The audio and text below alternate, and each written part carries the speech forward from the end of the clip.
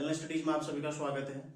तो दोस्तों 13 जनवरी को मेरे द्वारा व्हाट्सएप ग्रुप के माध्यम से एक प्रैक्टिस सेट करवाया गया था, प्रैक्टिस सेट संख्या 9। ठीक है, तो उसका उत्तराखंड का जो पार्ट है उसका सॉल्यूशन मैं आप लोगों को करा चुका हूं। उसमें एक गलती आप लोग सुधार लीजिएगा। प्रश्न संख्या 61 में जो मेरे द्वारा बताया गया था कि उदयमान खिलाड़ी उन्नयन योजना, ठीक है, उसके संबंध में वो अगस्त में शुरू हो चुकी थी और दूसरा 8 से 14 वर्ष के बच्चों के लिए, ठीक है, थी 14 वर्ष के बच्चों के लिए थी, तो उसको आप लोग चेंज कर लीजिएगा। ठीक है, बाकी देखो पहले के 60 क्वेश्चन मैं आपको अभी बताने वाला हूँ, तो कभी कभी कुछ गलतियां हो जाती है। ठीक है, आप लोग कमेंट कर दिया करो, यदि गलती कोई होती है तो कमेंट कर दिया करो ताकि अन्य बच्चों को भी, क्योंकि देखो कभी कभी तो पढ़ाते समय भी इतना, हालांकि पूरा केंद्रित होकर पढ़ाया जाता है, फिर भी कभी कभी कुछ उच्चारण गलत हो जाता है, ठीक है, या कुछ लिखने में गलत हो जाता है, तो गलतियां हो जाती हैं। आप लोग उन्हें आप बता सकते हैं, ठीक है, आप लोग कमेंट के माध्यम से बता सकते हैं, तो उसको मैं पुनः दूसरे वीडियो के माध्यम से बता दूंगा, तो अन्य बच्चों का भी गलत होने से सही हो जाएगा। ठीक है,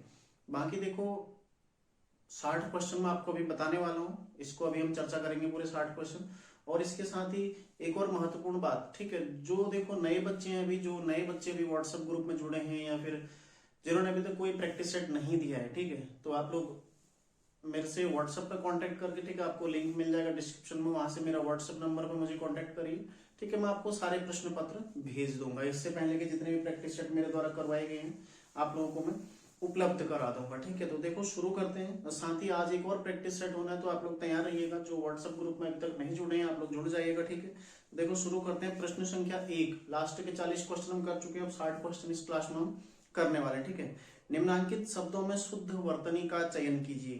तो पहला देखो हस्ताक्षेप, फिर कक्षा, फिर उधम, ठीक है, और फिर अधपतन। तो इसमें देखो जो शुद्ध वर्तनी वो है कक्षा। ठीक है, कक्षा शुद्ध वर्तनी। इसके अलावा देखो हस्ताक्षेप का क्या होता है, हस्तक्षेप हो जाएगा। ठीक है, हस्ताक्षेप का क्या हो जाएगा, हस्तक्षेप, हस्तक्षेप ये शुद्ध हो जाएगा। ठीक है, उद्यम का क्या हो जाएगा, उद्यम, ठीक है, उद्यम हो जाएगा, ये शुद्ध हो जाएगा। और तीसरा देखो अधपतन, अधपतन का क्या हो जाएगा, अधपतन, ठीक है, अधपतन। तो इस तरह से देखो ये तीनों शुद्ध हो गए। अगला देखो प्रश्न संख्या 2 है, अंग अंग फूले न समाना, मतलब अत्यधिक प्रसन्न होना, बहुत ज्यादा खुश होना। ठीक है, तीसरा देखो जिसकी सीमा न हो, जिसकी सीमा न हो। एक तो देखो असीमित इसका होता है और दूसरा सीमातीत इसका सही उत्तर होता है। ठीक है, तो प्रश्न संख्या 3 का जो सही विकल्प हो जाएगा विकल्प डी, ए और बी दोनों, जिसकी सीमा न हो, असीमित और सीमातीत। ठीक है, अगला देखो निम्नांकित शब्दों में तत्सम शब्द का चयन कीजिए। तो तत्सम शब्द इनमें से कौन सा, देखो आभूषण। ठीक है, आभूषण क्या है, तत्सम शब्द है। अगला देखो अत्यधिक शब्द में प्रयुक्त उपसर्ग है। अत्यधिक में क्या है, देखो अति, अति धन अधिक। ठीक है, अति धन अधिक, अत्यधिक। अगला है निम्नांकित शब्दों में उद्घाटन शब्द का विलोम शब्द होगा। देखो उद्घाटन का क्या होता है, समापन। ठीक है, आदि का क्या होता है, अंत। तो कई सारे बच्चों ने अंत किया होगा, तो अंत इसका नहीं होता है। ठीक है, अंत किसका होता है, आदि, आदि का अंत। ठीक है, और समापन किसका हो जाएगा, उद्घाटन का। ठीक है, आप लोगों ने देखा भी होगा, जैसे अभी फुटबॉल विश्व कप हुआ था तो पहले उद्घाटन समारोह होता है फिर समापन समारोह। ठीक है, अभी आईपीएल होगा, पहले उद्घाटन समारोह होता है फिर समापन समारोह होता है। ठीक है, कहीं पर अंत समारोह होता है नहीं। ठीक है, तो उद्घाटन का क्या हो जाएगा, समापन हो जाएगा। निम्नलिखित में शुद्ध वाक्य का चयन कीजिए। देखो वह स्त्री अपराधिनी है, वह पेड़ पर नीचे गिरा, आपकी रचना श्रेष्ठतम है, आप हमसे नहीं बोलो। तो इसमें ऑप्शन ए सही हो जाएगा। ठीक है, वह स्त्री अपराधिनी है, अपराधिनी, अपराधी का क्या है, स्त्रीलिंग शब्द अपराधिनी। नींव का पत्थर होना, क्या अर्थ हो जाएगा, नींव का पत्थर मतलब क्या होता है, बुनियाद, यानी कि मुख्य आधार। ठीक है, यदि मुख्य आधार ही हिल जाए तो बोलते हैं ना कि बुनियाद मजबूत होना चाहिए, तो नींव का पत्थर यदि मतलब मुख्य आधार होना, यदि वह मजबूत रहेगा तो आगे को अन्य चीजें भी मजबूत रहेंगी। ठीक है, देखो निम्नांकित में पत्रों को दूर स्थान तक पहुंचाने वाली संस्था कौन सी है। तो कौन सी है इसमें संस्था जो दूर स्थान तक पहुंचाएगी, वो है डाक सेवा। ठीक है, परिवहन नहीं है, दूरभाष नहीं है, मेल देखो हो सकता है लेकिन इलेक्ट्रॉनिक माध्यम। प्रश्न मात्र पूछा गया पत्रों को दूर स्थान तक। ठीक है, यदि इलेक्ट्रॉनिक माध्यम से दूर स्थान तक पहुंचाने का प्रश्न आता तो ईमेल हो जाता। ठीक है, निम्नांकित में कौन सा शब्द गुणवाचक विशेषण नहीं है। देखो गुणवाचक विशेषण क्या नहीं है इसमें, थोड़ा। ठीक है, थोड़ा क्या है, गुणवाचक विशेषण नहीं है। ये क्या है, परिमाणवाचक विशेषण, ठीक है। अगला देखो, दो पंक्तियों के बीच निम्नलिखित में से किसकी रचना है? किसकी है? राजेश जोशी की। प्रश्न संख्या 12 क्या है? जिस शब्द से किसी एक ही व्यक्ति अथवा वस्तु का बोध होता है उसे क्या कहते हैं? व्यक्तिवाचक संज्ञा, ठीक है। काफी आसान है प्रश्न था। अगला देखो, अ प्लस ए बराबर ए, ठीक है। निम्नलिखित में से कौन सी संधि है? तो कौन सी संधि हो जाएगी? वृद्धि संधि, ठीक है। अगला देखो, अशुद्ध वर्तनी का चयन कीजिए। देखो, सदुपदेश बिल्कुल सही है, तदुपरांत बिल्कुल सही है, ठीक है, और अत्यधिक बिल्कुल सही है। इसमें जो अशुद्ध वर्तनी वो है उपरोक्त। उपरोक्त का क्या होता है? उपर्युक्त। उपर्युक्त, ठीक है। उपरोक्त क्या होता है? उपर्युक्त, मतलब ऊपरी धन उक्त, ठीक है, यानी कि ऊपर लिखित, यानी कि ऊपर लिखा गया, ठीक है, उपर्युक्त, इस तरह से हो जाएगा। देखिए 15 है, निम्नलिखित में स्त्रीलिंग शब्द का उदाहरण नहीं है। थोड़ा मिसप्रिंट हो गया था प्रश्न में, देखो गलतियां हो जाती हैं, ठीक है, तो मिसप्रिंट हो गया था। इसमें देखो स्त्रीलिंग शब्द कौन सा नहीं है? बनावट है, उसकी बनावट अच्छी है, ठीक है, बिल्कुल स्त्रीलिंग शब्द है, ठीक है। घबराहट, मुझे एग्जाम से पहले घबराहट होती है, होता है नहीं बोलते ना, तो होती है मतलब क्या है? स्त्रीलिंग शब्द है, ठीक है। और शिष्टता, शिष्टता रखनी चाहिए, ठीक है, शिष्टता रखनी चाहिए, शिष्टाचार रखना अच्छी बात है, ठीक है, शिष्टता रखनी चाहिए। और चौथा है कौन सा? ऑप्शन सी है एक, इसमें हाथी, हाथी चला गया, ठीक है, बचपन से पढ़ते आ रहे होंगे, हाथी चला गया, कुत्ते भौंकते रहते हैं, ठीक है, तो चला गया मतलब पुल्लिंग शब्द है, ठीक है। तो यहाँ पर क्वेश्चन नंबर 15 क्या हो जाएगा? निम्नांकित में स्त्रीलिंग शब्द का उदाहरण नहीं है, कौन सा नहीं है? हाथी नहीं है, ठीक है। प्रश्न नंबर 16 देखो, पार्वती मंगल किसके द्वारा रचित है? ये है तुलसीदास के द्वारा। पार्वती मंगल के रचनाकार कौन है? तुलसीदास है, ठीक है, ध्यान रखिएगा। अगला देखो, प्रत्यय का प्रयोग किया जाता है, ठीक है, शब्द के आरंभ में या फिर शब्द के अंत में। तो शब्द के आरंभ में जो प्रयुक्त होता है, शब्द के आरंभ में ये होता है उपसर्ग, ठीक है, और शब्द के अंत में कौन होता है? ये होता है प्रत्यय, ठीक है, ध्यान रखिएगा। शब्द के आरंभ में हो जाएगा उपसर्ग और शब्द के अंत में हो जाएगा प्रत्यय, ठीक है। अगला देखो, निम्नांकित में तत्सम शब्द का उदाहरण नहीं है। अग्रणी तत्सम शब्द है, ठीक है, अगम्य भी तत्सम शब्द है, उलूक भी तत्सम शब्द है। क्या है? ओला। ओला क्या है? तद्भव शब्द का उदाहरण, ठीक है, तो ओला का तत्सम शब्द क्या हो जाएगा? ओला का तत्सम क्या होता है? उपल, ठीक है, उपल, ये होता है उपल, ठीक है, ध्यान रखिएगा। ओला का तत्सम क्या होता है? उपल होता है, ठीक है। अगला देखो, निम्नांकित में वन संधि का, वन का यहां पर होना था पर्यायवाची शब्द, ठीक है, ये संधि विच्छेद हो गया, यहां पर होना था पर्यायवाची शब्द नहीं है। तो निम्नांकित में वन शब्द का पर्यायवाची शब्द कौन सा नहीं है? कलेवर, ठीक है। बाकी देखो, कानन, जंगल, अरण्य सब किसके हैं? वन के पर्यायवाची शब्द हैं। अगला देखो, निम्न में विघ्न का विपरीतार्थक शब्द होगा, यानी कि विपरीत अर्थ वाला शब्द होगा, ठीक है, एक तरह से विलोम शब्द ही होता है। तो विघ्न का क्या हो जाएगा? निर्विघ्न, ठीक है, निर्विघ्न इसका सही आंसर हो जाएगा। अगला देखो, भाग 2 सामान्य ज्ञान एवं सामान्य अध्ययन, ठीक है, तो ये हिंदी का पार्ट था जो कि मैं आपको करा चुका हूं, ठीक है। हिंदी देखो, हिंदी में इसमें कुछ बताने लायक था नहीं उतना ज्यादा, तो जो सामान्य चीजें हैं वो मैंने आपको बताई दी है, ठीक है। अगला देखते हैं, जो पार्ट 2 है उसके संबंध में चर्चा करते हैं। क्वेश्चन नंबर 21 है, देखो, कायथा संस्कृति, ठीक है, कायथा संस्कृति पूछा गया निम्नलिखित में से किस काल का हिस्सा है, ठीक है, किस काल का हिस्सा है? कायथा संस्कृति के बारे में आपसे पूछा गया है और ये है प्राचीन भारत का क्वेश्चन, ठीक है। तो प्राचीन भारत में आद्य ऐतिहासिक काल, आद्य ऐतिहासिक काल, ठीक है, यानी कि धातु युग, ठीक है, धातु युग, इसमें कृषक संस्कृति के रूप में, ठीक है, कृषक संस्कृति,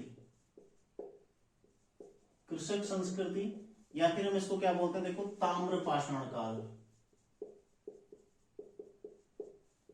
ताम्रपाषाण काल, ठीक है। इस दौरान, ताम्रपाषाण काल के दौरान भारत में विभिन्न प्रकार की संस्कृतियां, ठीक है, अस्तित्व में थी, जिनमें देखो, हालांकि देखो, एक और भारत में सिंधु घाटी सभ्यता भी चल रही थी, क्योंकि भारत में जो ताम्रपाषाण काल का समय है वो लगभग, ठीक है, 700 ईसा पूर्व तक रहा है, ठीक है, 4000 ईसा पूर्व से 700 ईसा पूर्व तक रहा है। विश्व के परिप्रेक्ष्य में वो 4000 ईसा पूर्व है। लेकिन भारत में 4000 से 700 ईसा पूर्व तक रहा है, ठीक है। तो इस काल में कुछ प्रमुख संस्कृतियां जो भारत में थी, इनमें सबसे पहले थी देखो जोरवे संस्कृति, जोरवे संस्कृति। दूसरी कौन सी देखो बनास संस्कृति, बनास या अहाड़, ठीक है, अहाड़ संस्कृति। तीसरी संस्कृति कौन सी देखो इसमें कायथा संस्कृति, ठीक है। चौथी थी इसमें देखो मालवा संस्कृति,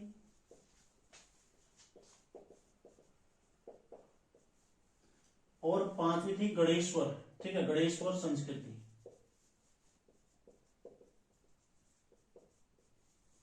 तो ताम्रपाषाण काल में भारत में भिन्न भिन्न जगहों पर 5 प्रकार की संस्कृतियां थी, ठीक है। इसमें देखो जो जोरवे संस्कृति थी ये कहां थी, महाराष्ट्र में, ठीक है। बनास या अहाड़ संस्कृति कहां थी, ये थी राजस्थान में।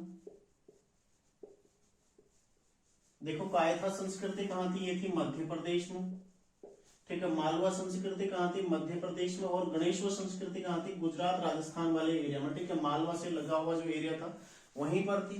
तो देखो अलग अलग जगह से अलग अलग वस्तुएं प्राप्त हुई है, ठीक है। मुख्यतः 5 संस्कृतियां जो ताम्रपाषाण काल की रही है यही रही है। तो आपसे पूछा जा सकता है कभी भी प्रश्न में, कायथा संस्कृति निम्न में से किस राज्य से संबंधित है, मध्य प्रदेश से, ठीक है। ताम्रपाषाण कालीन वस्तुएं यहाँ से प्राप्त हुई है, तो उस काल के संबंध में हमें विभिन्न संस्कृतियों के माध्यम से जानकारी प्राप्त होती है, ठीक है। तो इनके संबंध में यदि कुछ और चर्चा करें, जो इनमें सर्वाधिक समय तक रही है, देखो ये रही थी 700 ईसा पूर्व तक, ठीक है। 700 ईसा पूर्व तक रही, यानी कि क्वेश्चन बन सकता है कि ताम्रपाषाण काल की कौन सी संस्कृति सबसे मतलब काफी सबसे लंबे समय तक रही थी, कौन सी रही थी, देखो जोरवे संस्कृति, ठीक है। बाकी तो ये सब धीरे धीरे खत्म होती गई, ठीक है। कहीं न कभी सूखा पड़ा, कभी कुछ, मतलब भिन्न भिन्न कारणों से समाप्त होती थी, लेकिन जोरवे संस्कृति काफी लंबे समय तक रही थी, ठीक है। ध्यान रखिएगा आप लोग।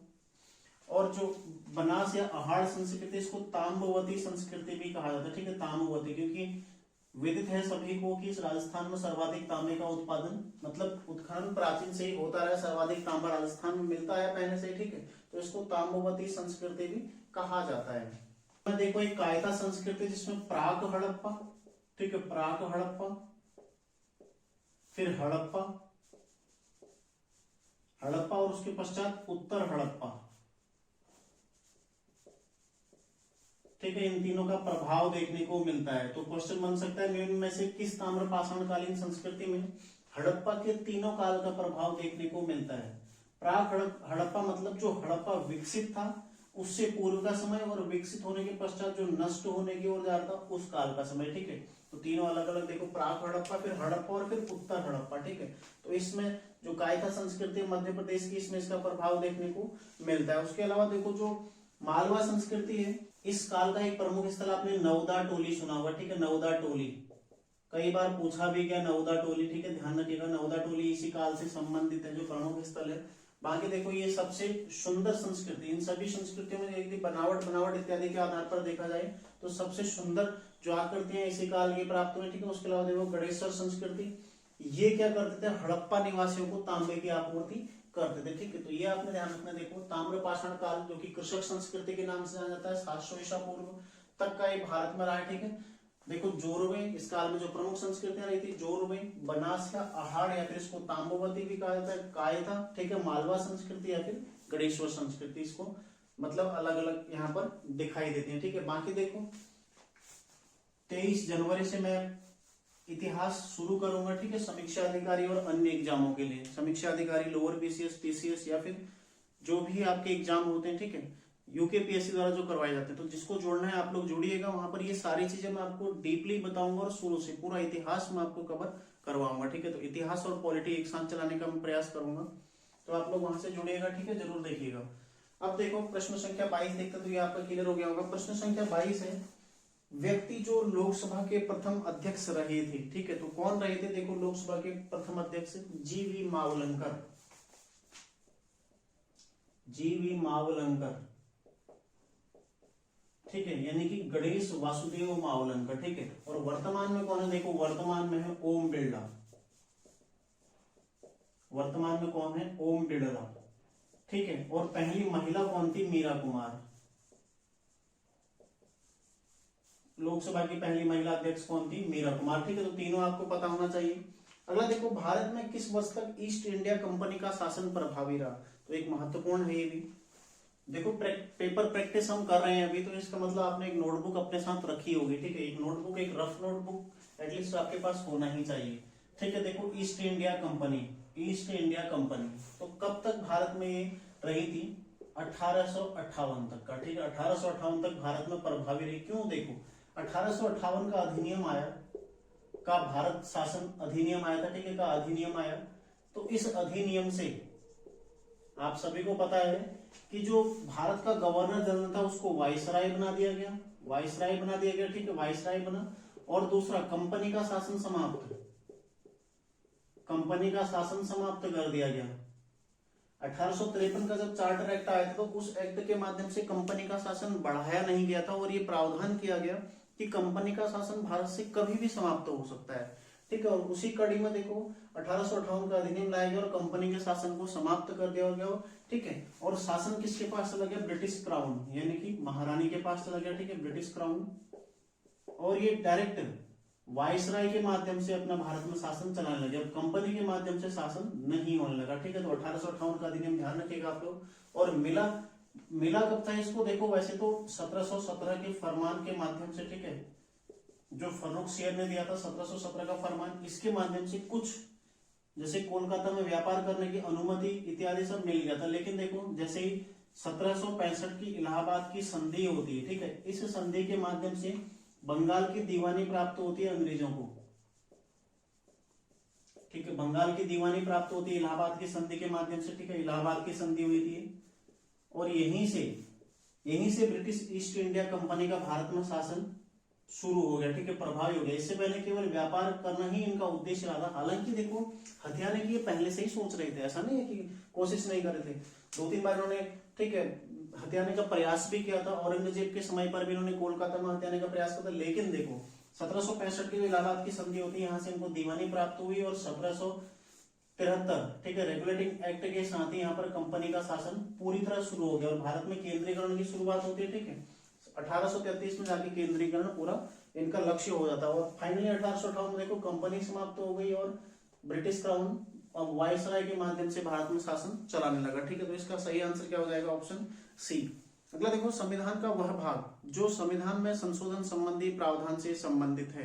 तो देखो भाग 20, ठीक है, भाग 20 जो कि संविधान संशोधन से संबंधित है। भाग 20, ठीक है, अनुच्छेद कितना है? 368। कहां से लिया गया? साउथ अफ्रीका से। ठीक है, ध्यान रखिएगा, साउथ अफ्रीका से लिया गया है अनुच्छेद 368 और भाग 20 संबंधित है। ठीक है, अगला देखो, जिस तरह ACFJ ZXUQ से संबंधित है, तो ये रीजनिंग का है, तो रीजनिंग करके देखते हैं। ACFJ किससे संबंधित है? ZXUQ से। ठीक है, ZXUQ से। ठीक है, तो इसी प्रकार बोल रहा है EGIN किससे संबंधित होगा? ठीक है, तो ये हमें बताना है। देखो A किससे है? Z से। ठीक है, यानी कि ये शुरू से फर्स्ट है, लास्ट से फर्स्ट है। ठीक है, C देखो ये शुरू से थर्ड है, लास्ट से थर्ड है। ठीक है, ये तीसरा है, ये पहला है। और ये F देखो, ये शुरू से, ये पहला है, यहाँ पहला 6 का अंतर है। ठीक है, ये शुरू से छठा है, लास्ट से छठा। तो ऐसे ही Q देखो, ये 10वां है, शुरू से 10वां और ये लास्ट से 10वां है। तो इसी प्रकार अगर ये शुरू से 10वां था तो ये लास्ट से 10वां हो गया। ठीक है, ये शुरू से 5वां है तो लास्ट से 5वां कौन हो जाएगा? देखो ये क्या हो जाएगा? V। ठीक है, लास्ट से क्या हो जाएगा? V। उसके बाद देखो G, यानी कि देखो अब कौन सा हो जाएगा? T। ठीक है, G कौन सा है? शुरू से 7वां। ठीक है, तो लास्ट से 7वां कौन सा हो जाएगा? T। तो देखो I क्या है? शुरू से 9वां है। ठीक है, शुरू से 9वां है तो लास्ट से 9वां कौन सा हो जाएगा? Q। N क्या है? शुरू से 14वां है तो लास्ट से N क्या? लास्ट से 14वां कौन सा हो जाएगा? M। ठीक है, ये मैं आपको शुरू में बताया था एक बार रीजनिंग वाली क्लास में। तो देखो इसका सही आंसर क्या हो जाएगा? VTQM। ठीक है, तो ये 5वां, 5, 7, ठीक है, फिर 9 और फिर 14। ठीक है, तो ये भी ये शुरू से 5, 7, 9 और 14 था, ये लास्ट से 5, 7, 9 और 14 है। ठीक है, अगला देखो, निम्नलिखित श्रृंखला में आगे आने वाले मद को ज्ञात करें। तो कल की क्लास मेरे द्वारा रीजनिंग की दी गई थी। ठीक है, इसी प्रकार के प्रश्न उसमें बताए गए थे। देखो KMQS ये दिया गया हमको, KMQS। अब अगला आपको बताना। ठीक है, देखो LM, ठीक है, L एक है, NOP, ठीक है, यहाँ पर +1 +3, ठीक है, फिर देखो यहाँ पर +1, अब कौन सा हो जाएगा +3, ठीक है,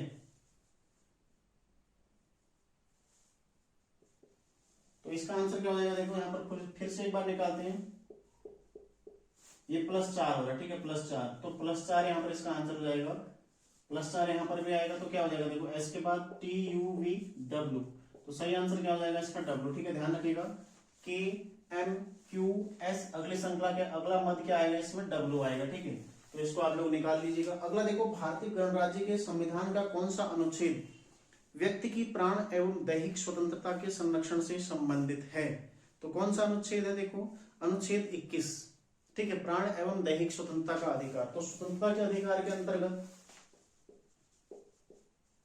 स्वतंत्रता का अधिकार जो कि भारतीय नागरिकों का एक महत्वपूर्ण अधिकार है, ठीक है, इसके अंतर्गत 4 अनुच्छेद हमें मिल रहे हैं, एक अनुच्छेद 19, ठीक है, 20, 21 और 22, ठीक है, तो अनुच्छेद 19 क्या, देखो अभिव्यक्ति की स्वतंत्रता, बाकी अन्य कई प्रकार की स्वतंत्रता इसमें दी गई, ठीक है, अनुच्छेद 20 क्या, दो सिद्धि के विरुद्ध संरक्षण, ठीक है, 21वां क्या है, प्राण एवं दैहिक स्वतंत्रता, और 22वां क्या है, देखो गिरफ्तारी के विरुद्ध संरक्षण। दो सिद्धि और गिरफ्तारी दोनों अलग अलग चीजें, ठीक है, गिरफ्तारी किसी जुर्म के लिए किसी को अरेस्ट करना, ठीक है, लेकिन अरेस्ट करने से ये तो साबित नहीं होता कि वो दोषी होगा।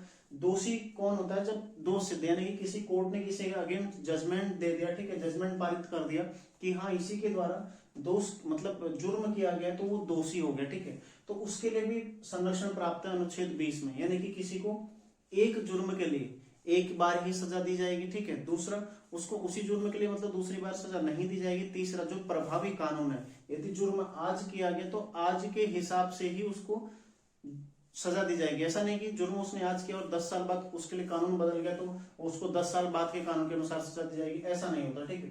गिरफ्तारी क्या होता है कि किसी को गिरफ्तार करते समय उसके जुर्म से अवगत कराया जाएगा, ठीक है, उसको अधिवक्ता रखने के लिए, अपना अधिवक्ता रखने के लिए, ठीक है, स्वतंत्रता रहेगी, यदि नहीं रख सकता है तो उसको विधिक सेवा के तहत अधिवक्ता उपलब्ध कराया जाएगा। साथ ही तीसरा महत्वपूर्ण क्या होता है, 24 घंटे के अंदर गिरफ्तार कर, यदि किसी को गिरफ्तार किया गया है 24 घंटे के अंतर्गत, ठीक है, यात्रा समय को सम्मिलित करते हुए 24 घंटे के अंतर्गत रिमांड जो मजिस्ट्रेट होता है उसके समक्ष इसको पेश करना होता है, ठीक है, तो इन दोनों में यही फर्क है, और दोष सिद्धि में किसी को बाध्य नहीं किया जाता कि वो अपना जुर्म साबित करे, ठीक है, यदि कोई चाहे तो कन्फेस कर सकता है, अदरवाइज नहीं कर सकता है, ठीक है, तो ये स्वतंत्रता के अधिकार है 4 प्रमुख, इनमें 19वां अभिव्यक्ति की स्वतंत्रता, ठीक है, 20वां दोष सिद्धि के विरुद्ध संरक्षण, 21वां क्या है प्राण एवं दैहिक स्वतंत्रता का अधिकार, और 22वां क्या है गिरफ्तारी के विरुद्ध संरक्षण, ठीक है।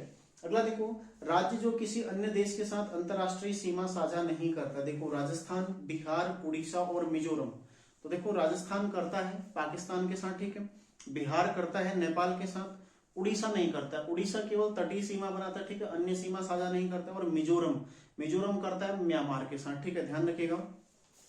अगला है, यदि किसी वर्ष जुलाई के माह में 3 तारीख को मंगलवार है तो उस माह में कुल मंगलवारों की संख्या होगी, ठीक है, काफी आसान ये प्रश्न होते हैं, देखो किस तरह से आपको निकालना है। 3 आपने देख लिया, ठीक है, 3 तारीख थी और 31 टोटल दिन होते हैं, यानी कि 28 बचे, ठीक है, 3 माइनस करते 28 बचे, 7 से भाग देंगे तो कितना हो गया, 4 बार पूरा भाग जा रहा है, ठीक है, कोई शेष नहीं बच रहा है, यानी कि 4 मंगलवार तो ये आएंगे ही, मतलब 3 के पश्चात 4 तो ये आएंगे, प्लस 1 3 भी, तो टोटल कितने मंगलवार, 5 मंगलवार आएंगे, ठीक है। यदि आप इस तरह से नहीं निकाल पाते, ये आपको यदि टफ लग रहा है तो आप सीधा देखो 3 को था, अब 10 को होगा, फिर 17 को होगा, फिर 24 को होगा और फिर 31 को होगा, ठीक है, क्योंकि हर 7 दिन में वही दिन शुरू हो जाता है, तो देखो 3 10 17 24 31, यानी कि 1 2 3 4 और 5, तो टोटल कितने मंगलवार हो जाएंगे इस महीने में, 5 मंगलवार हो जाएंगे, ठीक है। अगला देखो, साफ्टा दक्षिण एशियाई मुक्त व्यापार समझौता किस वर्ष अस्तित्व में आया, देखो साफ्टा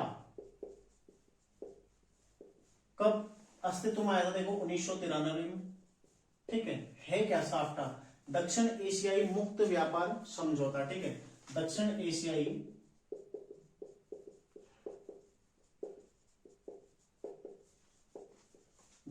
मुक्त व्यापार समझौता,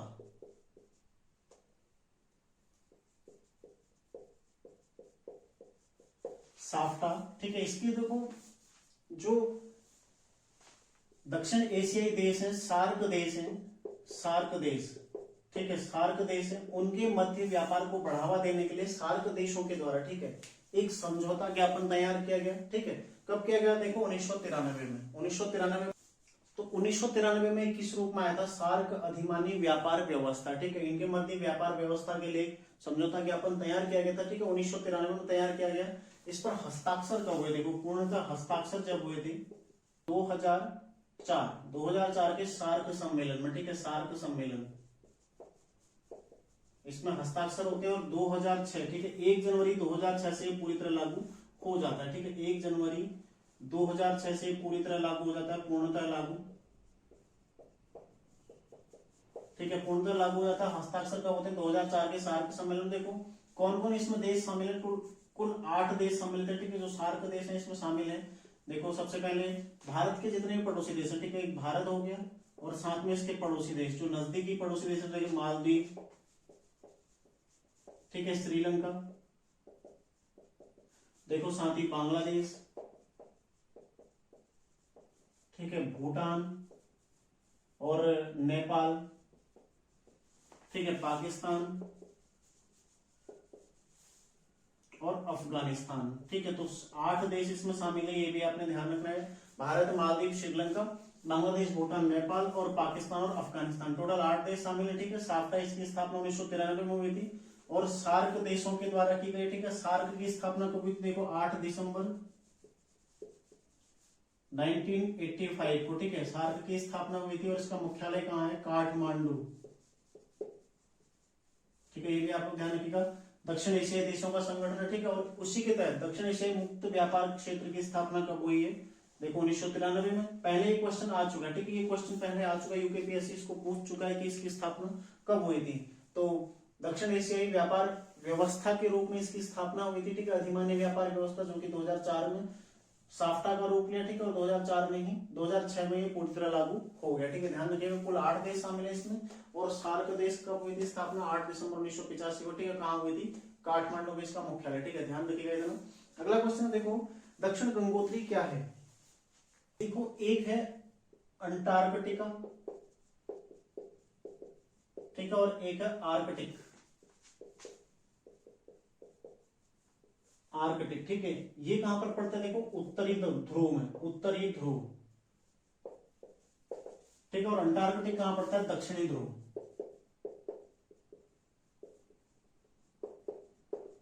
ठीक है, ध्यान रखिएगा। यहां पर भारत के शोध केंद्र है। अंटार्कटिक में कितने शोध केंद्र हैं? 3। सबसे पहला है दक्षिण गंगोत्री, ठीक है, दक्षिण गंगोत्री। दूसरा कौन सा है? मैत्री। और तीसरा है भारती, ठीक है, मैत्री और तीसरा है भारती, ध्यान रखिएगा। और आर्कटिक में कौन सा है? हिमाद्री, ठीक है, यहां पर एक है हिमाद्री, जो कि भारत के रिसर्च सेंटर है, ठीक है, भारत के शोध केंद्र है। 3 कहां पर? देखो आर्कटिक में कब हुए थे? 1983-84 में, ठीक है, 1989 में मैत्री और 2012 में भारती, ठीक है, ध्यान रखिएगा। इसके अलावा देखो जो हिमाद्री है इसकी स्थापना कब हुई थी? 2008 में, ठीक है। तो यदि क्वेश्चन आपसे पूछेगा कि आर्कटिक में या उत्तरी ध्रुव में, क्वेश्चन थोड़ा एडवांस भी आ सकता है, ऐसे भी आ सकता है, उत्तरी ध्रुव में भारत का कौन सा शोध केंद्र है? कौन सा है? हिमाद्री। तो सारी चीजें आपकी क्लियर हो गई, ठीक है। इसमें देखो आर्कटिक जो कि उत्तरी ध्रुव में, हिमाद्री 2008 में इसकी स्थापना हुई, भारत का शोध केंद्र है, ठीक है। दक्षिणी ध्रुव में कौन सा? अंटार्कटिक, यहाँ पर दक्षिण गंगोत्री, मैत्री और भारती। देखो दक्षिण गंगोत्री, दक्षिण वैसे ही दक्षिण है ना, क्योंकि एक गंगोत्री हमारे यहाँ कौन सा? उत्तर पोल में गंगोत्री जो हमारा है, ठीक है, मुख्यतः जो जहां से गंगा नदी निकलती है, धाम भी है, ठीक है, गंगोत्री। तो कहां पर है? उत्तरी पोल में, ये देखो दक्षिण गंगोत्री, ऐसे ही समझ जाओ कहां पड़ेगा? दक्षिण ध्रुव में पड़ेगा, ठीक है। यहाँ पर शोध केंद्र है भारत के 3, कौन कौन से? देखो अंटार्कटिक में दक्षिण गंगोत्री, मैत्री और भारती, यानी कि साउथ पोल में तीनों, ठीक है। देखो 1983 में दक्षिण गंगोत्री, 1989 मैत्री और 2012 में भारती। तो यहाँ से क्वेश्चन अगर बनता है तो आपने बिल्कुल भी उसको गलत नहीं करना है, ठीक है। अगला देखो, हड़प्पा सभ्यता के भौगोलिक विस्तार के संबंध में गलत युग्म का चयन कीजिए। हड़प्पा सभ्यता जो कि एक प्राचीन नगरीय सभ्यता, एक विकसित सभ्यता जिसको माना जाता है, ठीक है। तो इसके संबंध में आपको गलत युग्म देखना। देखो इसका जो विस्तार है, उत्तर में देखो कहां था? मांडा, ठीक है। पूर्व में कहा था आलमगीरपुर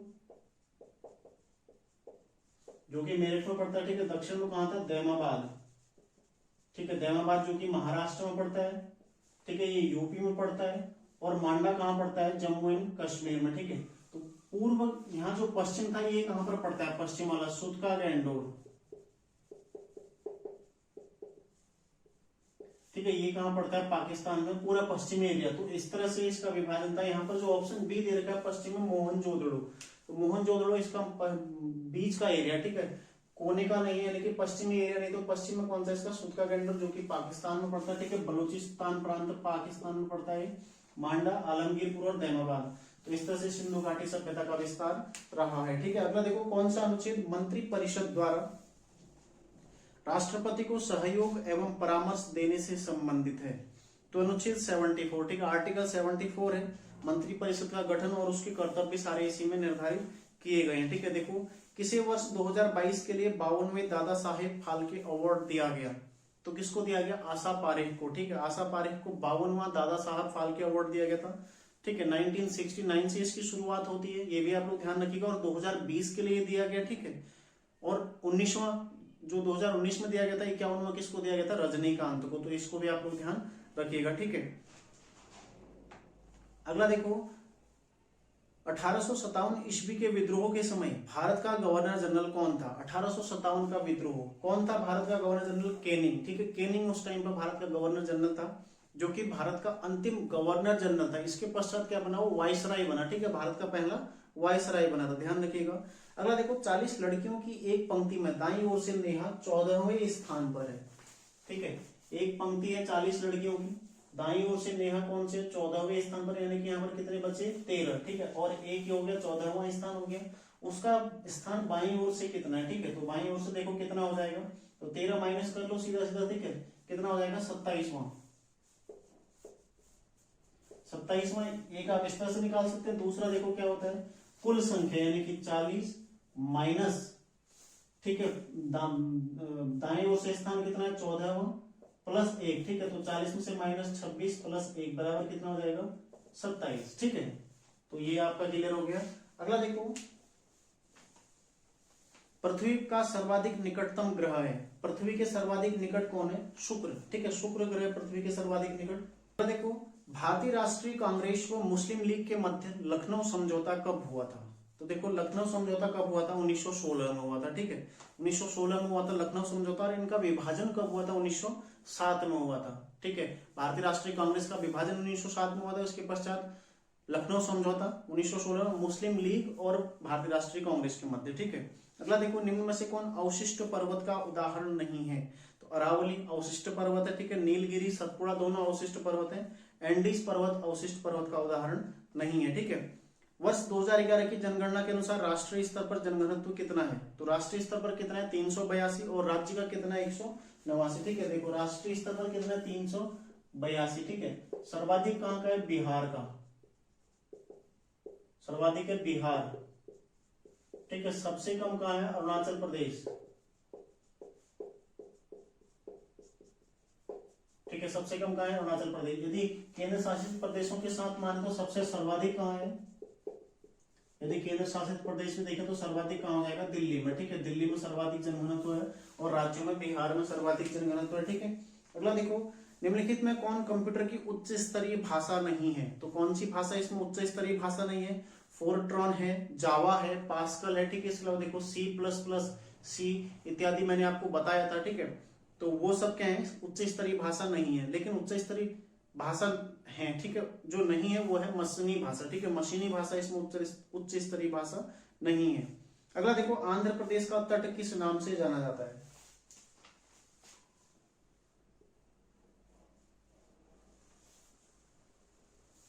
ठीक है, इस तरह से भारत का हल्का सा मैप है। तो देखो ये है कोंकण तट, ठीक है। फिर आता है मालाबार तट, कोंकण, ठीक है। फिर आता है मालाबार, ठीक है। फिर देखो यहां आता है कोरोमंडल तट, कोरोमंडल, ठीक है। कोरोमंडल तट आता है। फिर हल्का यहां पर देखो सरकार तट आता है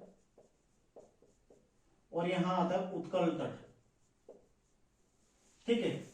देखो कोंकण तट जो कि महाराष्ट्र वाला एरिया, ठीक है, गोवा वाला एरिया, उसके पश्चात तो केरल वाला एरिया आता है, वो सब मालाबार तट में आता है। कोरोमंडल तट तमिलनाडु और आंध्र प्रदेश का हिस्सा है, ठीक है। कोरोमंडल जो सरकार तट है उत्तरी आंध्र प्रदेश, थोड़ा सा आंध्र प्रदेश का हिस्सा, बाकी दक्षिणी उड़ीसा, ठीक है, कुछ उड़ीसा का कुछ आंध्र प्रदेश का। तो यहाँ पर ऑप्शन के हिसाब से सरकार उत्तरी सरकार, ठीक है, तो सरकार तट था, तो सरकार तट थोड़ा आंध्र प्रदेश प्लस बाकी उड़ीसा में आता है, ठीक है। फिर उड़ीसा का ऊपरी उड़ीसा किस में आता है, उत्कल तट में आता है। तो मुख्यतः आंध्र प्रदेश का अधिकांश हिस्सा किस में आता है, कोरोमंडल तट में, लेकिन कुछ हिस्सा सरकार में भी आता है, ठीक है। तो कोरोमंडल तट ऑप्शन में नहीं था, इसलिए इसका आंसर क्या हो जाएगा, सरकार तट। तो कई सारे बच्चों का इसमें मैसेज आया था सर कि ये गलत प्रश्न है, गलत नहीं है, ठीक है, गलत नहीं है। कोरोमंडल तट देखो कुछ नीचे का हिस्सा है, पूरा तमिलनाडु और आंध्र प्रदेश का कुछ हिस्सा, ठीक है, और आंध्र प्रदेश का ऊपरी हिस्सा किस में आता है, सरकार तट में, बाकी उड़ीसा किस में आता है, उत्कल तट में, ठीक है, ध्यान रखिएगा। अगला प्रश्न देखो, निम्नलिखित घटनाओं का सही क्रम क्या होगा। तो घटनाएं हैं इसमें, जो इसमें घटनाएं दे रखी है, देखो पहले नंबर पर है जलियांवाला बाग, ठीक है, जलियांवाला बाग जो हत्याकांड हुआ था। दूसरी घटना इसमें दे रखी है, देखो चौरी चौरा कांड, चौरी चौरा कांड, ठीक है। तीसरी घटना इसमें जो दे रखी है वो है देखो असहयोग आंदोलन, असहयोग आंदोलन, ठीक है। अगली घटना इसमें दे रखी है, देखो चौथी घटना दे रखी है गांधी इरविन समझौता, गांधी इरविन समझौता, ठीक है, ये चौथी घटना है इसमें। और पांचवी तो दे रखी है वो है देखो पूना पैक्ट, ठीक है, पूना पैक्ट, पूना समझौता। अब ये चीजें हम तभी कर पाते हैं जब हमें पता होंगे, ठीक है, जब आपको पता होगा कि हाँ इसका आंसर यही होगा, तभी आप इसको सॉल्व कर पाएंगे। तो देखो जलियांवाला बाग कब हुआ था, 13 अप्रैल 1919, ठीक है। चौरी चौरा कब हुआ था, देखो 5 फरवरी 1922, ठीक है, ध्यान रखिएगा। असहयोग आंदोलन देखो कब हुआ था, 1 अगस्त 1920 से शुरू हुआ था, ठीक है। गांधी इरविन समझौता 5 मार्च 1931 को हुआ था। और पूना पैक्ट कब हुआ था, देखो 24 सितंबर 1932 को, ठीक है। अब क्रम निकालो इसका, देखो सबसे पहले पर 1 आ जाएगा, ठीक है, फिर कौन सा आ जाएगा 3, 1 3 फिर 2 फिर 4 और फिर 5, ठीक है। तो इस तरह से इसका क्रम हो जाएगा, ऑप्शन 1 3 2 4 5 का जो ऑप्शन है ये है देखो ऑप्शन ए। तो ऑप्शन ए इसका सही आंसर हो जाएगा, ठीक है। देखो जलियांवाला बाग हत्याकांड 13 अप्रैल 1919, चौरी चौरा कांड 5 फरवरी 1922, ठीक है। असहयोग आंदोलन 1 अगस्त 1920 को हुआ था शुरू, और गांधी इरविन समझौता देखो 5 मार्च 1931 को हुआ था, ठीक है। प्रथम गोलमेज सम्मेलन हुआ, उसके पश्चात गांधी इरविन समझौता हुआ, ठीक है। फिर भारतीय राष्ट्रीय कांग्रेस और गांधी जी ने उसमें हिस्सा लेने का मतलब इसमें प्रस्ताव था, ठीक है, जो कि गोलमेज द्वितीय गोलमेज में हिस्सा लेना था, ठीक है, लिया, लेकिन वहां पर भी बात नहीं बनी, तो फिर से इन्होंने असहयोग आंदोलन शुरू कर दिया। फिर पूना समझौता देखो 24 सितंबर 1932 किस किस के मध्य होता है, गांधी जी और अंबेडकर साहब के मध्य में होता है, ठीक है, पूना जेल में। तो ये आपने इस तरह से क्रम ध्यान रखना है। अगला देखो 86वें संविधान संशोधन 2002 के संबंध में कौन सा कथन सही नहीं है, ठीक है। प्रश्न बहुत आसान था, कोई इसमें इतना टफ क्वेश्चन नहीं था, हालांकि देखो कथन वाला है लेकिन टफ नहीं था, ठीक है। भाग 4 क में 11वां मूल कर्तव्य जोड़ा गया, बिल्कुल सही है। उससे पहले 10 मूल कर्तव्य थे, तो 86वें संविधान संशोधन द्वारा 11वां मूल कर्तव्य जोड़ा गया कि प्रत्येक माता पिता का यह कर्तव्य होगा कि वह अपने 6 से 14 वर्ष के बच्चे को क्या अनिवार्य प्राथमिक शिक्षा उपलब्ध कराएगा, ठीक है। फिर क्या है, प्रारंभिक शिक्षा को मूल अधिकार बनाएगा, बिल्कुल बनाएगा, ठीक है। तो अनुच्छेद 21 का क इसमें ऐड किया गया है, प्रत्येक 6 से 14 वर्ष के प्रत्येक बच्चे का प्राथमिक शिक्षा लेने का अधिकार है, ठीक है। तीसरा देखो अनुच्छेद 45 की विषय वस्तु, ठीक है। तो राज्य का यह राज्य के लिए जो नीति निषेध तत्व निर्धारित किए गए उसमें राज्य के लिए यह निर्धारित किया गया है, ठीक है, कि वह 6 से 14 वर्ष के बच्चों की शिक्षा के लिए कुछ प्रावधान करे, चाहे तो करे चाहे तो ना करे, ठीक है, क्योंकि वाद योग्य नहीं है। तो इसका ऑप्शन डी हो जाएगा, उपयुक्त सभी कथन सही है, ठीक है। अगला प्रश्न देखो, एक कमरे में 20 लोग हैं, वे एक दूसरे से एक और सिर्फ एक बार हाथ मिलाते हैं, वहां एक दूसरे से कुल कितने हाथ मिलाए गए, ठीक है। एक तरीका तो क्या है, इसको मैंने आपको बताया था कि आप देखो 1 से 19 तक का जोड़ दो, ठीक है। मैंने आपको 3 से 4 संख्याएं बता रखी तो उनके आप निकाल लो, ठीक है, तो आपको हमेशा याद रहेगा। दूसरा एक तरीका ये भी है, देखो एक या तो 1 से 19 तक का जोड़ दो, या कोई कहीं पर 10 आता तो 1 से 9 जोड़ दो, कहीं पर 8 आता तो 1 से 7 जोड़ दो, ठीक है।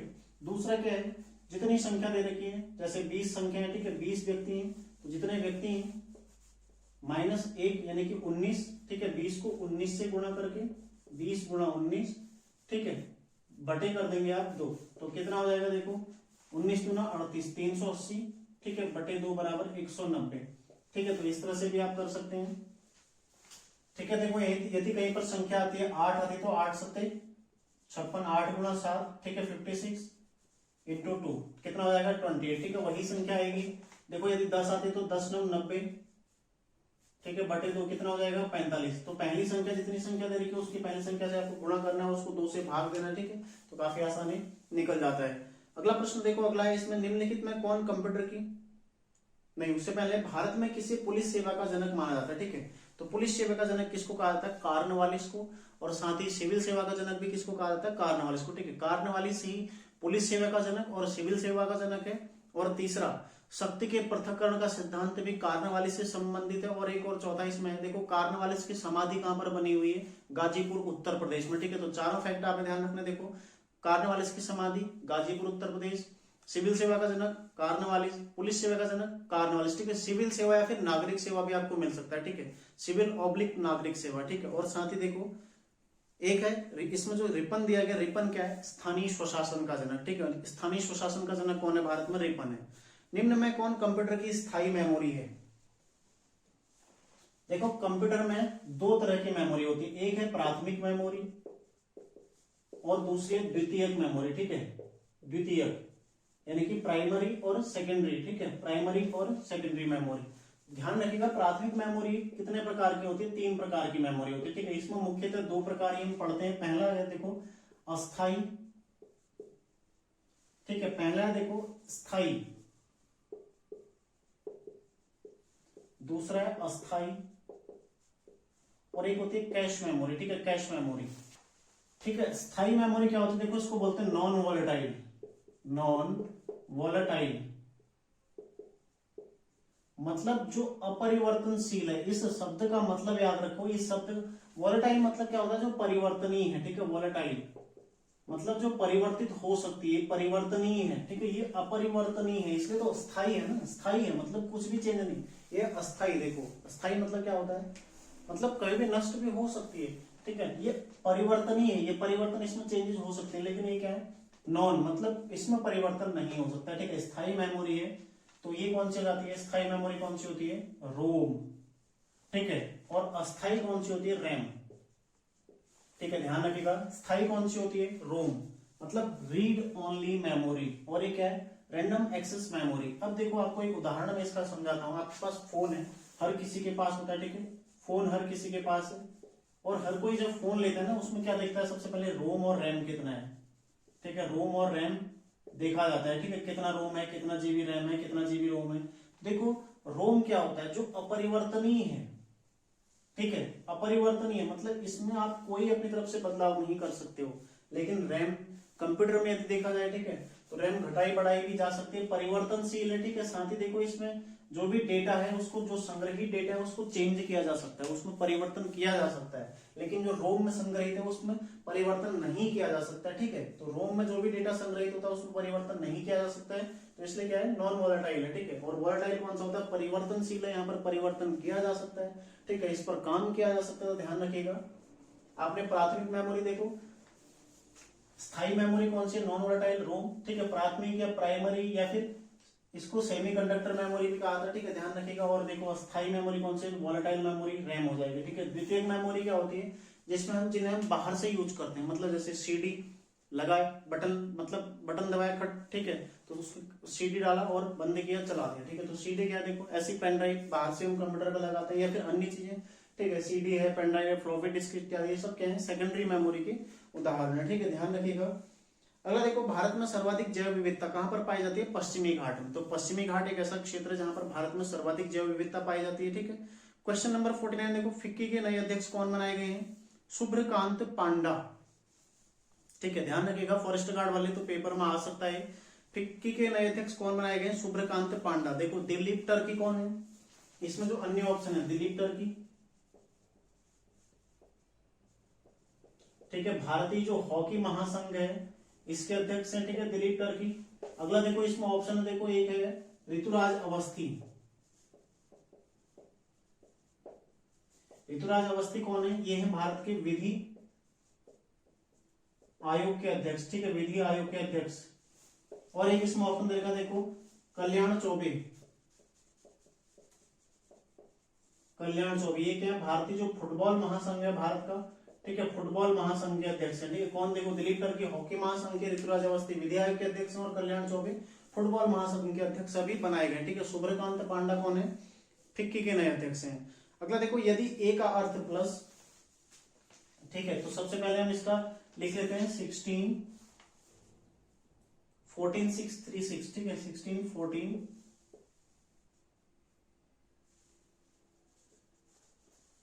6 3 6, ठीक है। इसको हमने निकालना, देखो अब इसमें यदि ए का अर्थ क्या है, प्लस है, ठीक है, ए का अर्थ क्या है, प्लस है, बी का अर्थ क्या है, माइनस है, ठीक है, बी का अर्थ क्या है, माइनस है, और सी का अर्थ है गुणा, ठीक है, सी का अर्थ क्या हो जाएगा, गुणा, और डी का अर्थ क्या है, भागा, ठीक है। तो इसको हमने हल करना, तो सबसे पहले क्या हम इसमें करते हैं, भागा करते हैं, ठीक है। देखो 16 प्लस 14 गुणा 2 माइनस 6, ठीक है। फिर से देखो गुणा करेंगे, 16 प्लस 28 माइनस 6, ठीक है। तो 28 और 16 कितना हो जाएगा, 28 और 16 कितना हो जाएगा, 44 माइनस 6, ठीक है। तो माइनस 6 हो जाएगा 38, ठीक है। तो सही आंसर क्या हो जाएगा इसका, 38 आ जाएगा, ठीक है। ध्यान रखिएगा, इस तरह से क्वेश्चन किया जाता है, पहले इसमें भाग करना है, फिर गुणा, फिर जोड़ना है और फिर घटाना है उसको, ठीक है। तो 38 इसका सही आंसर हो जाएगा। अगला क्वेश्चन है, देखो पृथ्वी की भू परिधि कितनी है, लगभग कितनी है, 40,000 किलोमीटर, ठीक है। परिधि, परिधि और व्यास दो अलग अलग चीजें, ठीक है।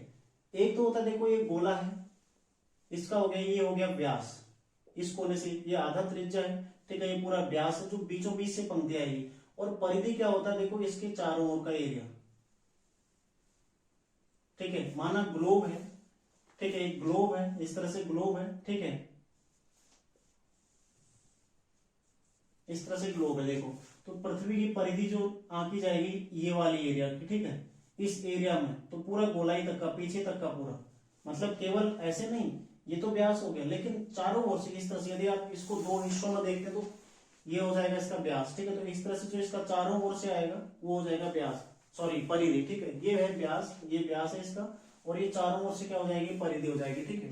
तो पृथ्वी की परिधि लगभग कितनी है, 40,000 किलोमीटर इसकी परिधि है, ठीक है। ध्यान रखिएगा, निम्न में कौन सा समाचार पत्र महात्मा गांधी से संबंधित नहीं है, इसमें देखो इंडियन ओपिनियन है, ठीक है, हरिजन भी है, यंग इंडिया भी है। तो न्यू इंडिया किसका, एनी बेसेंट का, ठीक है, ध्यान रखिएगा। अगला क्वेश्चन देखो, अंग्रेजी के बड़े अक्षरों की वर्णमाला में कितने अक्षर दर्पण के सम्मुख रखने पर एक जैसे दिखेंगे। तो देखो एक बार लिख लेते हैं, ठीक है। ये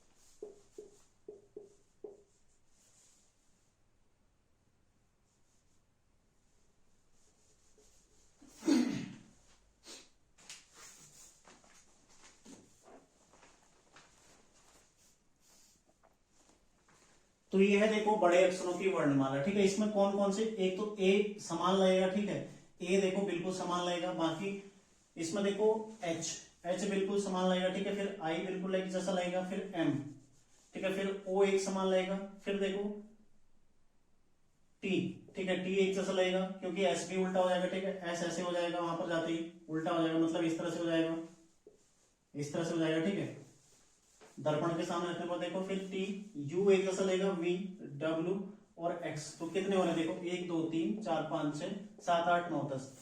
बाकी इसके अलावा तो ऐसा देखो एन कैसे हो जाएगा, एन भी उल्टा हो जाएगा, इस तरह से एन हो जाएगा, ठीक है, एस इस तरह से हो जाएगा, क्योंकि दर्पण के सामने जाएंगे तो ये सारे चीज उल्टे जाएंगे। बाकी तो खैर देखो, आपको किसी किसी का मैसेज भी आया सर कि 11 होंगे, तो 11 में आपको केवल एक क्यू लग सकता है, ठीक है, बाकी इस तरह के लग सकते हैं, तो ये नहीं हो पाएंगे, ये उल्टे हो जाएंगे, ठीक है। इनकी दिशा देखो, एन का ये पैर आगे आ जाएगा तो एन कैसे हो जाएगा, इस तरह से हो जाएगा, ठीक है। एस का ये हिस्सा पीछे चला जाएगा, यानी कि एस ऐसे हो जाएगा, तो फिर बचे कितने, ए का तो ए ही रहेगा, ठीक है, ए ऐसे ही बनता है, एच ऐसे ही बनता है, आई ऐसे ही बनता है, एम ऐसे ही बनेगा, ठीक है, ओ ऐसे ही बनेगा, टी ऐसे ही बनेगा, यू, वी, डब्ल्यू और एक्स बस ये ऐसे ही बनेंगे, बाकी ठीक है। तो कुल 10 ही इसमें बनेंगे जो दर्पण के सामने रखने पर समान होंगे, बाकी सब क्या हो जाएंगे, परिवर्तित हो जाएंगे, ठीक है, ध्यान रखिएगा।